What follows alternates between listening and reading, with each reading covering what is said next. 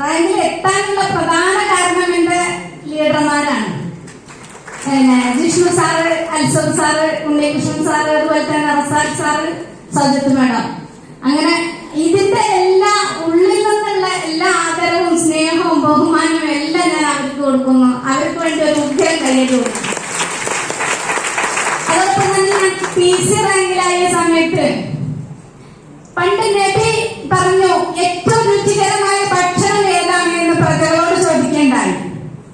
അപ്പൊ എല്ലാവരും അന്നത്തെ കാലത്ത് പലതരത്തിലുള്ള ഭക്ഷണങ്ങൾ പറഞ്ഞു. അതിലൊരാള് നീച്ചു നിന്നിട്ട് പറഞ്ഞു ഏറ്റവും രുചികരമായ ഭക്ഷണം എന്ന് പറയുന്നത് ഏറ്റവും വിശക്കുമ്പോ കിട്ടുന്ന ഭക്ഷണം എന്താണോ അതാണ് രുചികരമായ ഭക്ഷണം എന്ന് പറയുന്നത്.